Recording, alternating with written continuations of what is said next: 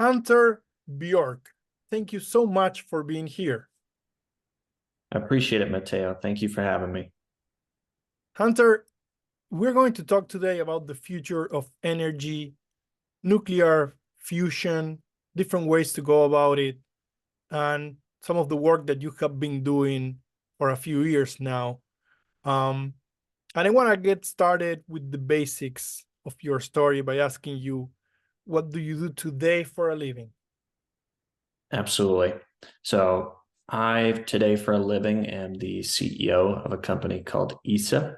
We are a sustainable energy company focused on solving our world's energy problem through the research, development, and deployment of breakthrough sources of energy. Why did you get into the field of energy, and what were you or are trying to achieve by getting there? So energy as it stands today is the largest contributor to pollution on the planet. And really, if we want to have a future and have a good future, we need to really solve the energy crisis. A lot of this boils down to a deeper understanding of, just why don't we have a sustainable future today? Solar, for example, has been around for almost a century now. So we've had renewables for a very long time. And looking at today's landscape, I think most people can agree that we should build a sustainable future. But it's also interesting why we haven't gotten there yet. A big reason for this is just simply that things like solar are intermittent, meaning that they only produce energy some of the time. So they are inefficient in certain ways that add to cost.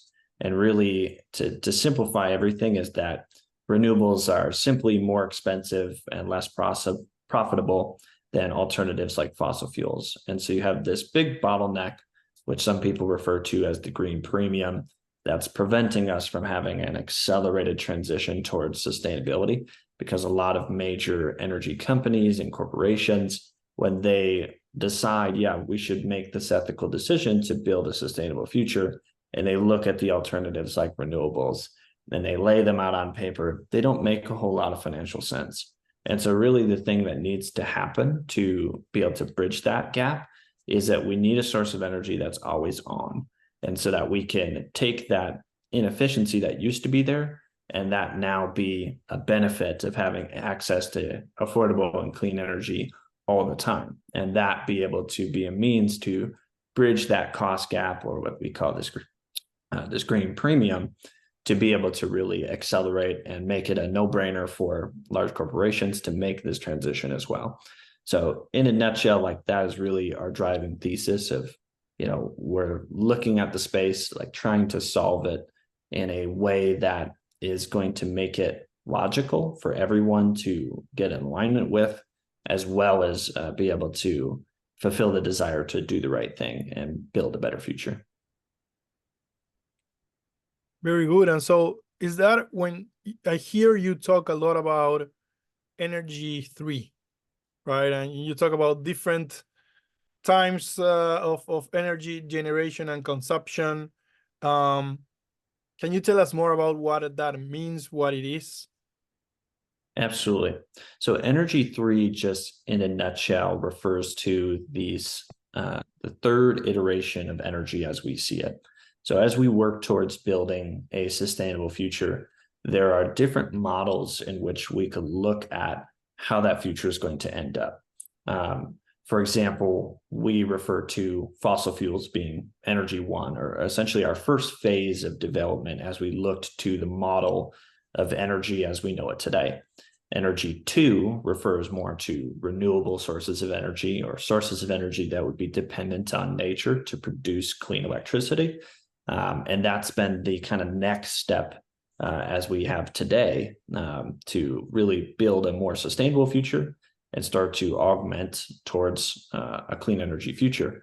But energy 3 is really this idea of this third iteration of energy, where these sources of energy are non-intermittent, they are scalable, and they are decentralized, meaning that they can be added to our current infrastructure with energy 1 and 2 to help improve certain grid resiliency problems, improve the network capacity of our grid, as well as lower the cost of energy as a whole for clean energy, and really help accelerate a transition. So we really think of it as this third kind of layer or third phase of development that we're going through at this new model and this reform of the way that we're looking at what will the future of energy look like.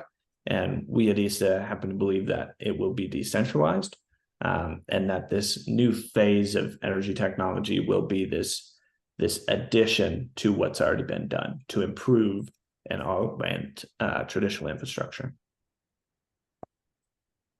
And that addition and that clean energy that is always on can be decentralized and can be added on to energy too as a new source of energy. That is nuclear fusion, right? So for the benefit of the audience, in very simple lay terms, what is nuclear fusion? Yes, so fusion is definitely one of the sources of energy that fit that bill as being an energy 3 source.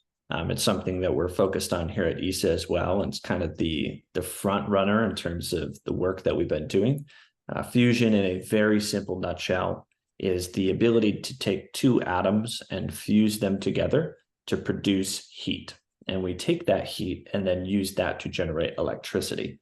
This would be the opposite of a reaction you would see today in nuclear fission reactors, where you're taking that reaction or that atom and you're splitting the atom to produce similar amounts of heat and energy. But with a fission reaction, you have radiation, you have a waste product, and there's certain safety risks as well.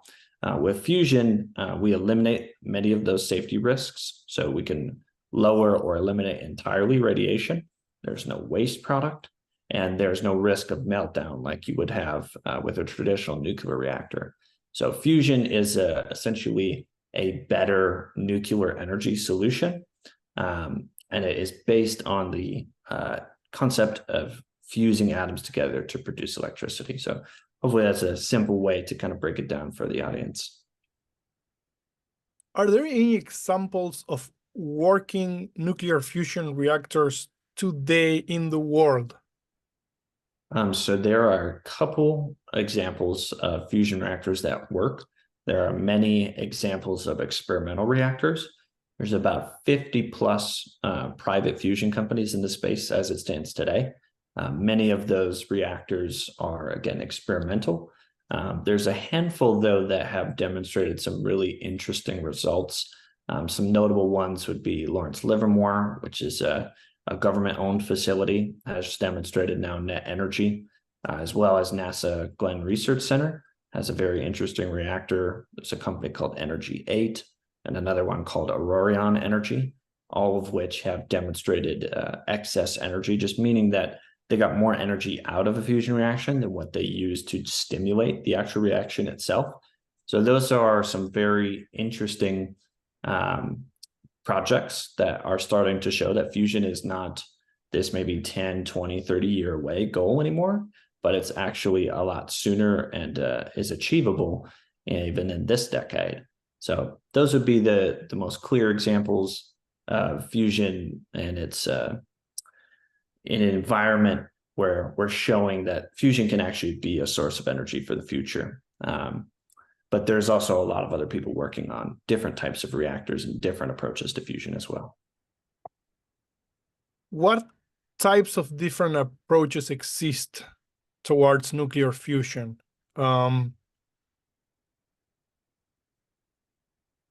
Absolutely. So there's really two different types of fusion as a whole, as we look at the space. There are two main types of reactions, and then there's several different ways of confining fusion. So the overarching two main types of fusion are what we call a low energy nuclear reaction, and then we have what is called a thermonuclear reaction. A thermonuclear reaction is taking place in a very hot environment, very high energy plasmas. It generally takes very large magnetic confinement or some type of confinement method to control those conditions, where you're trying to generally replicate the conditions you would find in our sun. For those of the audience that don't know, The sun is pretty much the most reliable fusion reactor in our universe as we know it today. It does fusion really well. And so thermonuclear reactions and reactors are trying to replicate the conditions that we're finding in the sun. Low energy nuclear reactions are a little bit different. They take very low input power to produce. The confinement methods are a little bit more creative, and they are a lot less hot, whereas a thermonuclear reaction can go into the millions of degrees. Those are really the two overarching concepts in fusion. Now, as you stem down from that, we also have variation in terms of the confinement methods. So in thermonuclear reactions, many of the reactors use magnetic fields, or what we call magnetic confinement, to confine those conditions and manipulate plasma to get fusion to occur. There's also some interesting types of pressurized metal type of confinement. There's also a confinement method called Z-pinch, which is also very interesting in thermonuclear. In the low energy section, most of what's been done so far, like especially with NASA Glenn Research Center, is what we call lattice confinement, where we're using materials to get the atoms caught in the material to get very close together so that they'll fuse. And there's also a lot of new research to show a new confinement method called self-organization, where you're really using nature's best practices and plasma's magnetic field that comes off it naturally to essentially self-confine the reaction, which is also a very interesting way to get around the problem of confinement. So there's many different types of variation when it comes to confinement, but the main two reaction types are the low energy reaction and then the thermonuclear reaction.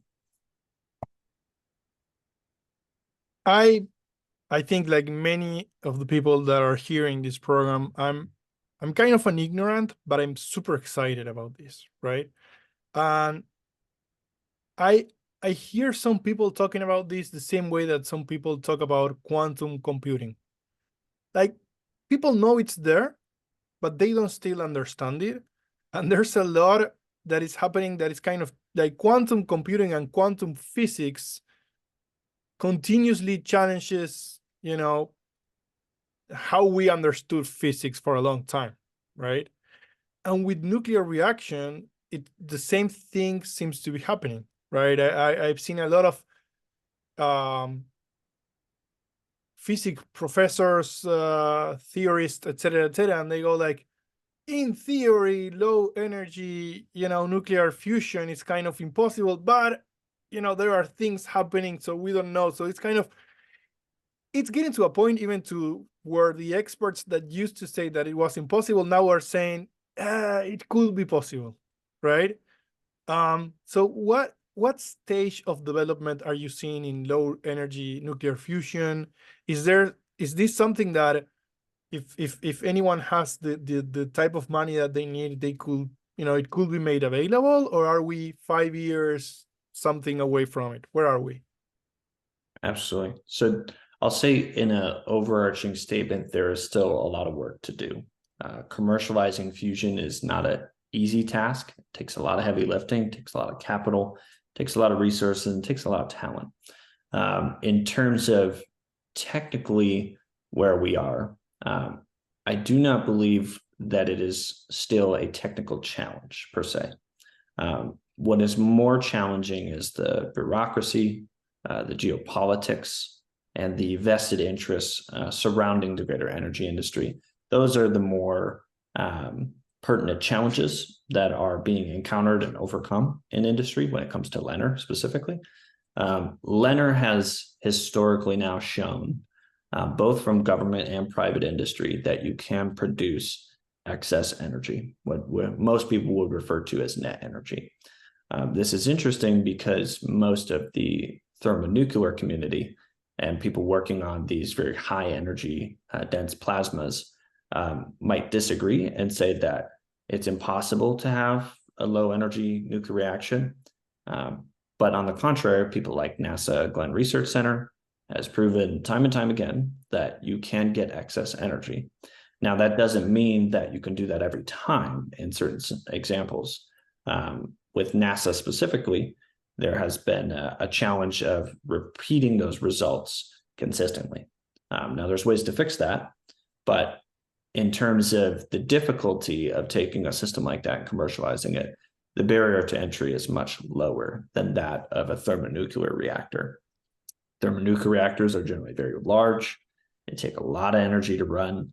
They have very complex heating, confinement, magnetic, and cooling systems on them that make that very difficult to design and build into a working model that would be commercializable. So when you look at the challenge of, say, a Leonard reactor, very much smaller form factor, a lot less complexity, where it would be easier to commercialize that than, say, a thermonuclear reactor.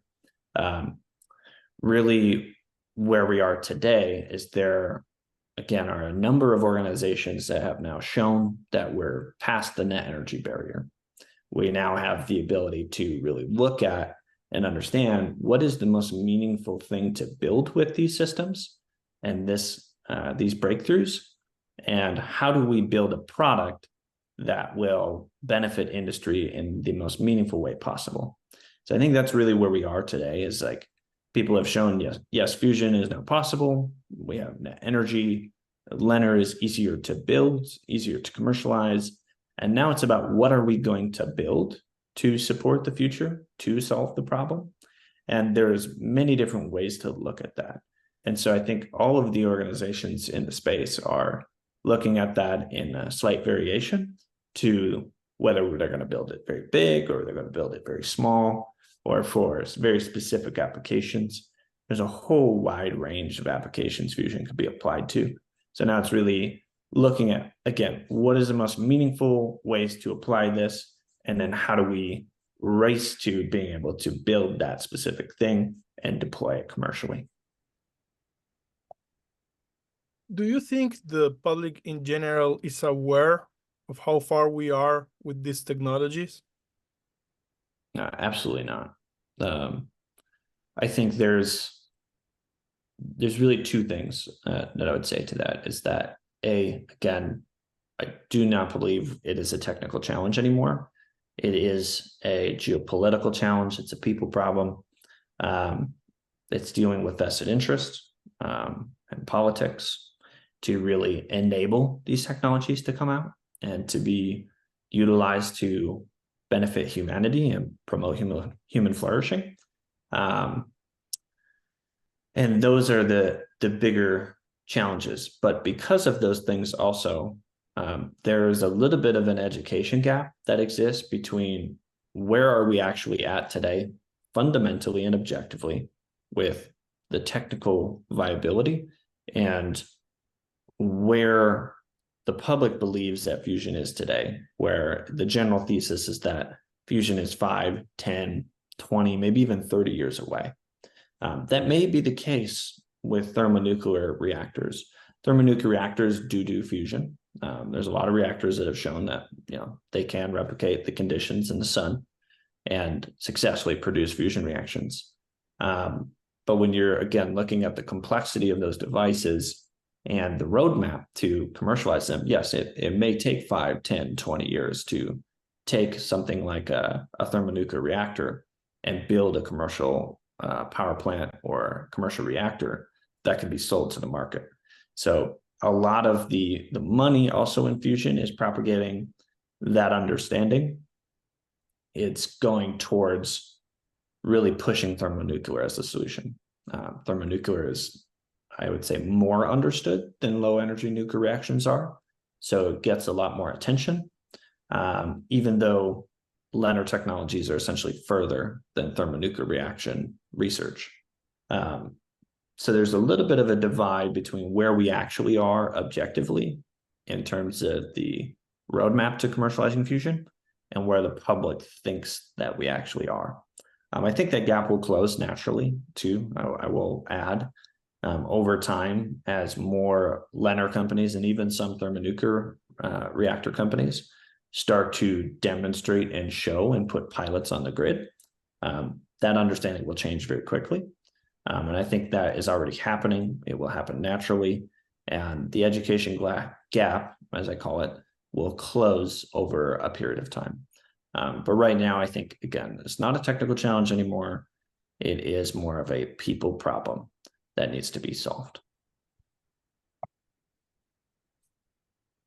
I assume that that problem can we can look at it like two sides of the same coin. And I wonder, this is all flying under the radar for the general public, right? Does that propose a challenge for you on what you're doing at ESA, or is that something that might be considered as beneficial so that you can continue making progress without creating too much noise? And that goes even to my next questions, right? There are probably a lot of barriers to get into this field, and you need to get a lot of money to organize all of the resources that are needed, right? So I'm wondering, right? I work with a lot of engineers in that AI is now bringing a lot of attention. And if you want to raise money in Silicon Valley, you have to mention AI, right? We are in a year where if you don't mention AI anywhere in your paper, then you're not getting any money, right? How is that working on nuclear fusion? Is it, are you at a place where it's better and you continue working under the radar and then you go like, all of a sudden we are going to surprise the world? Or would you rather have more attention placed on low energy nuclear fusion instead of your cousin, thermonuclear, which is getting all the attention and maybe the money? Yeah, so I think that there are pros and cons to operating the way that we do here at ESA in terms of being very quiet about what we're doing.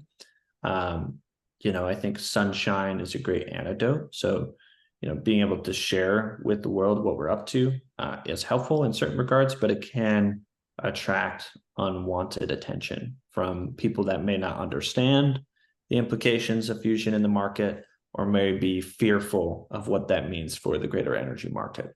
So that's one thing we're trying to avoid, is the fear component. And also it allows us a lot more headspace to stay focused and get the job done. You had asked about, what does it really take to enter the space? And the answer is that, well, it's a very difficult space to get into. It does take a lot of capital.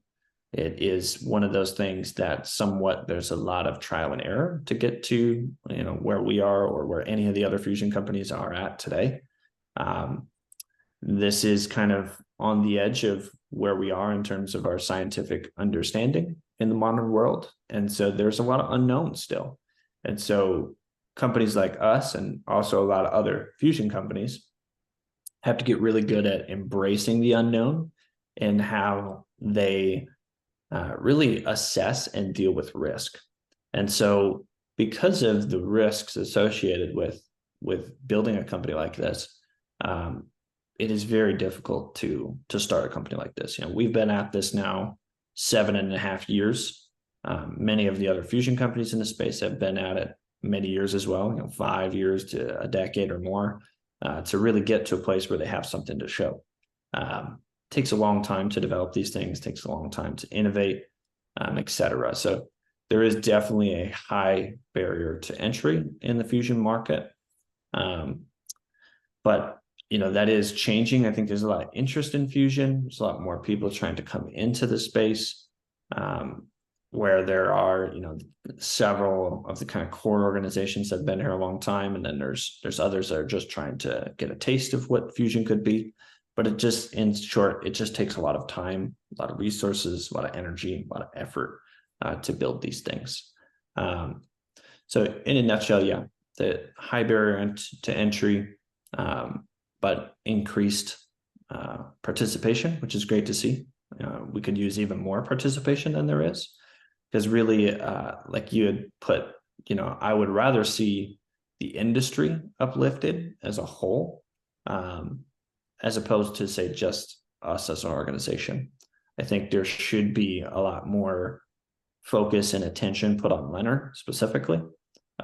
There's some amazing companies in the world that are doing great work that I have a high degree of respect for, that I wish will succeed, because ultimately we're trying to solve the same problem. We're trying to build a better future for humanity. And so the more players in the space that go out and achieve their goals and win, and provide humanity with an answer to the energy problem, the better off we're going to be in the long run. So that is externally fulfilling our mission as well. So we wish everyone the best in the space and would hope that more attention, more support, more resources come into the space. Again, specifically on liner, I'd love to see that more, but ultimately a rising tide lifts all boats. In terms of, you talked about politics, geopolitical challenges, right? And I'm guessing that certain governments, certain industries, there are just people that maybe it's not on their best individual interest for this to come forward. But are you surprised, or were you surprised by any specific group of people reacting not in a way that you expected to this type of technology, be it on the scientific community or media or whatever? Or are you seeing just reactions that you were like, yeah, I would expect these people to just not react the best way? How do you see that? It's a really great question. I think when I first got into this space, I heard a lot of stories about the things that happen in the energy business, about it being a very ruthless industry. And, I had my perspectives and hunches of what it might be like, and they're always in the back of my mind. I think the thing that has surprised me is just having those things being proved right in many cases. Has been fascinating to dive deeper into really understanding why are we where we are today. And a lot of that, again, is not so much a technical challenge. It is the challenge of people and getting people aligned in incentive and having the right education to be on the same page. There's definitely a disconnect. And so I think the thing that has surprised me the most is that there is a resistance that absolutely exists when it comes to not only fusion coming out, but other sources of energy. There are truly people in the world that do not want these things to come to fruition. And they are willing to go to great lengths and do extreme things to ensure that these things don't happen. I think the reason why that is simply that there is a certain fear of those people are generally people that have a vested interest in some portion of the market, that are afraid that fusion somehow will eat away at their market share, and it could result in lost dollars or lost market share. And so there's a fear with that. I think the thing we are really trying to convey and express to industry, especially legacy oil and gas, is that fusion has the capacity to augment and improve and serve as a new alternative to even be more profitable than previous. So where some people would be afraid to lose market share, I think fusion offers an opportunity really for people to garner more market share. So where they are afraid, they should be excited. And so I think there's a lot of education that needs to go into really helping alleviate some of that resistance that stems into oil and gas. It stems into politics, geopolitics, governments, etc. Energy is a very large industry, and it touches a lot of places in the world. It's very tied into government as well. And there needs to be a more holistic understanding across the board that, yes, we all want to achieve a clean energy future, but these certain things we may have to compromise on, or we may need to understand better to really be able to alleviate resistance and accelerate this transition to a better future, which not only will benefit the world, but benefit those organizations along the way. So I think, again, that's been really the most surprising thing, is that just having it be confirmed that there is a real resistance to these things, as much as there is a push for people that want these things to come out. What do you need? What does ISA need to succeed in your mission going forward? So I think there's a few things. I'll say first and foremost, we need all the help we can get. I think that the biggest help is the awareness of what we have set out to accomplish and what we are up against. And there is a strength in the unification of people and their understanding and agreement on things. Ultimately, at the end of the day, we're trying to do the right thing by humanity and promote human flourishing. And people that would agree with us on that mission should tell other people about what we're doing. I think the general personal connection and awareness and understanding of what we're up to can be very helpful. It helps, especially when we go to talk to, say, regulators or politicians, that there are other voices in communities around the world that are taking a stand and saying, we should do the right thing here. And there should not be this existing resistance anymore. And to stand with us against corruption, against resistance, against building a future that we would be unhappy with, and to take a stand for what's right for humanity is really important to us. So that first and foremost. In terms of resources, again, it takes a lot of resources to build a company like this. So people that feel a calling to be involved with things like what we're doing here at ISA, those people continuing to come our way are extremely important and critical to us being able to fulfill our mission and serve our communities. So it's really continuing to find the right people and right resources and spread awareness about what we're up to. What world do you imagine for the next 10 to 20 years? Are you mostly optimistic, pessimistic? I would say that I'm optimistic. I tend to be that way in many things, that we can absolutely build the future that we desire. And we can build a world where energy is accessible, it's affordable, and it's sustainable, as well as decentralized. Now, the thing that I would say that I'm skeptical about is how we get there. Is there's some unknowns that are left in the path.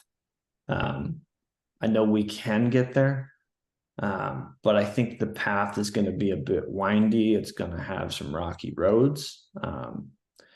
And ultimately, it takes companies like us continuing down the path, whatever twists and turn it may take, and whatever challenge we may be faced with, as well as other organizations and individuals doing the same. So I see in the next 10 to 20 years, building a future that is significantly more sustainable than it is today. I think that we are on the cusp of maybe a next energy revolution where we're going to see a lot of change. We're going to see a lot of innovation. We're already seeing that. Interest in clean energy and sustainability has never been higher. So that gives me a lot of hope that we are moving in the right direction, but we need to continue to push as a whole, as an industry, to really make that happen in a timeline that will have an impact on the problems that we're facing for our future. So it needs to happen faster. I think in the next 10 plus years, you will see fusion on the grid. And that will be a very big turning point where we are starting to round the corner and show the world that fusion is no longer a dream or a goal. It is a reality. It is an objective truth that we can understand. And now it will be more about how do we deploy that? How do we really push that around the world as quickly as possible? And so I think in the second decade, you will see much more commercialization, where it will start to actually impact people and start to change the trajectory of where we're headed. I like your vision. I know there are roadblocks, but I like your vision. And from the bottom of my heart, I wish you can succeed on your mission. One last question, Hunter. What do you do when you are not working? When I'm not working, I'm generally working. But in all seriousness, I spend most of my time working on things that I think are meaningful for the world, which includes ESA, which includes helping others, whether that's just advising other startups, providing assistance or support or guidance where I can. I love entrepreneurship as a whole. So when I'm not working, I'm trying to help others succeed. But other than that, just enjoying nature, taking a little time to maybe go hiking once in a while, enjoy this beautiful creation that we have here on Earth. And, it just hits home of how important it is to preserve that and to continue to build a future that is going to continue to allow future generations to enjoy those same things. But so I don't do a whole lot outside of working and startups and entrepreneurship, but once in a while, I'll get out and enjoy myself, but that's about it. Very nice. It shows all the passion that you have for entrepreneurship and for your current mission. Hunter, this has been amazing. I appreciate you being here. I appreciate you taking the time to answer all of these questions. Like I said at the beginning, this is very exciting. It's an exciting field. I've always wanted to do a podcast about nuclear fusion, and now I was able to do an episode about it. So I appreciate you. And I hope we can talk again. And the next time that we talk, maybe you have some news to share that are different. So I will stay very, very close to you and see how you keep progressing. And again, congratulations for everything that you're doing. Thank you so much for having me, Mateo. It was a pleasure. And I look forward to the next time being able to talk with you again.